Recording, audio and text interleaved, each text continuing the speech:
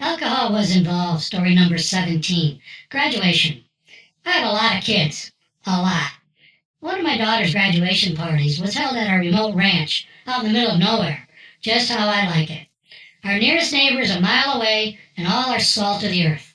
Honest, mostly kind, and always willing to give a helping hand. No one in this neck of the woods would ever drive by livestock stuck in a fence or leave them loose running down the road. We help each other out just as their pioneering grandparents and great-grandparents did to survive putting a stake in the ground and calling their new home a homestead. We have an old stone foundation and some stone native Indian teepee rings just out past the back pasture. Our ranch house has been added on to 6 times, including the one I put on a few years ago. Unlike some of the previous settler owners, I actually used a level on my addition. I did it myself. It's still standing, so I guess I did good. After my second divorce, I met a young lady a few years my junior. Okay, a lot of years my junior, who was looking for a job. She was going through a divorce and had 2 young children, one a mere baby and not quite a year old. I owned some houses in town and offered her a place to stay and some monthly money to help me out with my 4 kids that I recently had received full custody of in my divorce. Sad story for the kids, but I dug in and tried to be mom and dad to them. To this day, my elderly mom sends me Mother's Day cards. I didn't know Mom had a sense of humor until I got her first card. A nanny position was created, and we became great friends. My girls adored her. She had a job on the weekends working at a facility for mentally disabled children. I watched her kids while she worked. Her youngest slept in my room in her crib. I helped her with her first steps. We sort of became a family in a strange but wonderful way. I needed help, and she was just what the doctor ordered. She was highly intelligent, and so were her kids. She was not happy to learn that I had a higher IQ than her, as she was very proud of her number. There's only a couple people on planet Earth, other than the guy who tested me, that I've shared my number with. But we shared a couple things in common. We were competitive, we liked our happy hours after a hard day's work, and we laughed a lot. I really needed that. Life had thrown me a couple of curves, and it was great.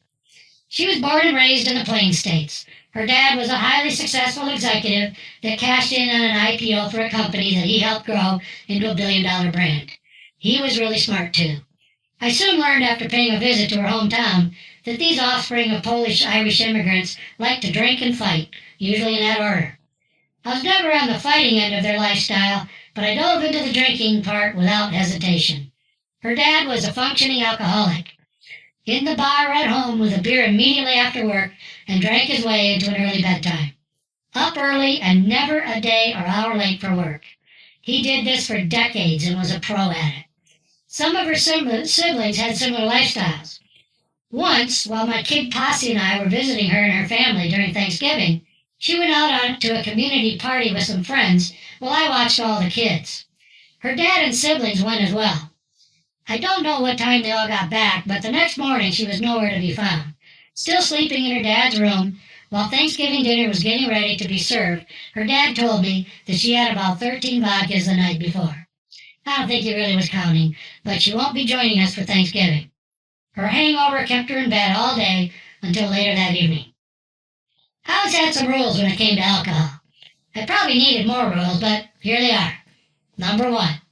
Never drink before happy hour in your actual time zone. My ex-wife would have no problem on Saturday or Sunday morning starting mixing drinks at 10, 11 o'clock in the morning. We once drank 6 bottles of champagne with a couple of friends at our kitchen table on a Sunday morning. There were a few drops of orange juice in each glass so we could call them mimosas. I had to take a nap after that. You're probably wondering what we're doing with 6 bottles of champagne in the house. We had an old coal room converted to a booze cellar in the basement of the house. We probably could have opened our own liquor store. Rule number 2. Never drive drunk. This is a different rule than never drive with open alcohol in the car or truck. A deputy sheriff in Wyoming told me that it was legal there to have an open beer in your vehicle and your loaded pistol on the seat. You just can't be drunk. My ex-wife never went anywhere without her blue cooler with some alcoholic libation in it and her adult sippy cup that had a straw sticking out of the top. We once had a knockdown, drag-out fight, figuratively speaking, in the parking lot of a high school football game when she was going to take her drink into the game on school property. I said, no way. She said, way. We skipped the game and went to the bar instead. Rule number 3. Never drink too much. This is a very relative rule because too much is highly subjective. What's too much for one may not be too much for another. For me, I was a binge buzz drinker. Once buzzed, I stopped. I always remember the night before, and I hate hangovers, although I've had more than I can count. I've probably broken this rule more than the other 2. Rule number 4. I can't remember rule number 4. Maybe there wasn't one. 3 were hard enough. My ex-wife and I went to every marriage counselor in our nearby cities. I guess we were trying to save our marriage. I thought it was already dead. But we had adopted a bunch of kids, and I'll do anything for kids. But those consultations always ended the same way. I sit and watch her argue with the psychologist. One woman counselor wanted to test us for depression. My score didn't even read on the chart. My wife's was off the chart. The counselor asked if she was on any antidepressants. She was. When the psychologist learned the medication type, she asked if we drank alcohol. My wife downplayed that, but it was a yes. The counselor said that you cannot mix that particular med with alcohol. She then asked me if we had trouble communicating. I laughed out loud. Do bears? Well, I was polite. The counselor said the only way she would see us is if we quit drinking. I was in. My wife said she needed to think about it. We left and drove directly to a bar. It was 3 o'clock in the afternoon. Those 3 rules were tough. The new nanny did not like my ex-wife. It was a mom thing. The nanny had the mom gene. My ex-wife did not. My ex basically abandoned these 4 kids who had already been through hell in their very young life until their biological mother's rights were terminated and they entered the foster program. Can you imagine being rejected by 2 mothers in one lifetime? It's unthinkable, but it happened. And my nanny friend was not going to forgive her for that. I also had to, so I could finally move on with my life, but I was very angry for many years after the divorce. I have a lot of kids, a lot. Some I made, some I didn't, but they're all my kids just the same. Some are rock stars, figuratively speaking, and some struggle with the baggage and disorders acquired from a horrific early childhood. Someday I'll write a book just about the journey of raising someone else's damaged kids. One of the rock star kids was graduating high school with lots of honors and accolades. She was going into the social work field that she had experienced from the other side of fostering and adopting kids. Coincidentally, my other rock star daughter is biological and never had those experiences, but is a highly regarded expert in the same field of study. Proud dad. I'm a good host. I like to serve my guests and want them to have a good time. I overbuy everything from food to booze to whatever is needed for the party to be fun and enjoyable for all. On this occasion, we expected a lot of people due to the popularity of this particular child. The nanny was now the ex-nanny as she had moved back to her hometown. She flew in with her youngest for the occasion and helped with everything, cooking, cleaning the house, getting everything in order.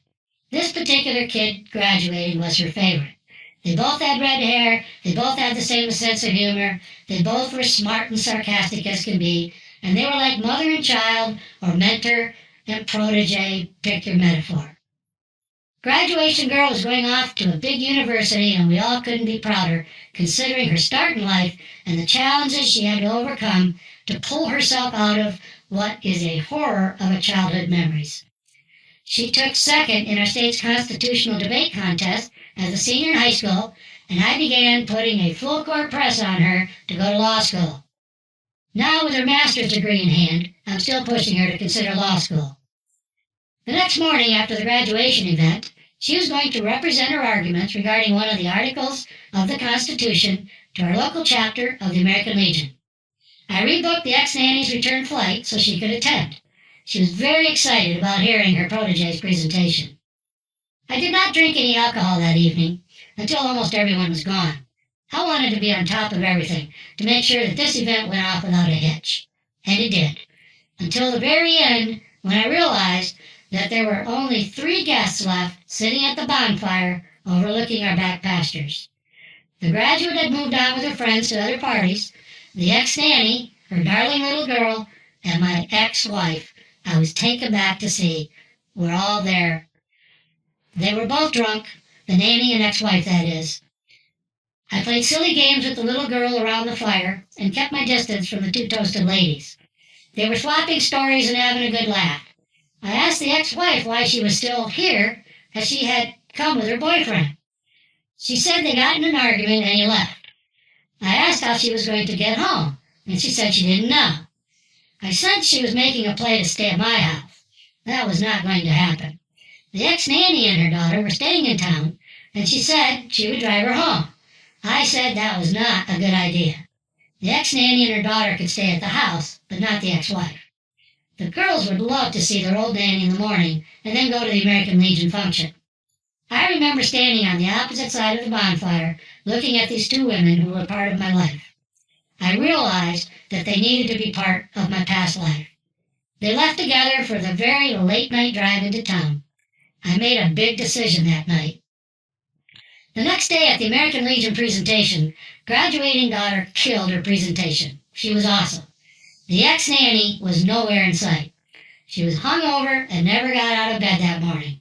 I was furious. I had paid change fees for her return flight to see it. I know seeing the presentation meant a lot to her. She missed it. I dedicated this series of short stories to these two drunk women because they unintentionally changed my life that night at the bonfire. I have been sober ever since, watching what alcohol did to them that night. I did not want that to be me. Alcohol was involved.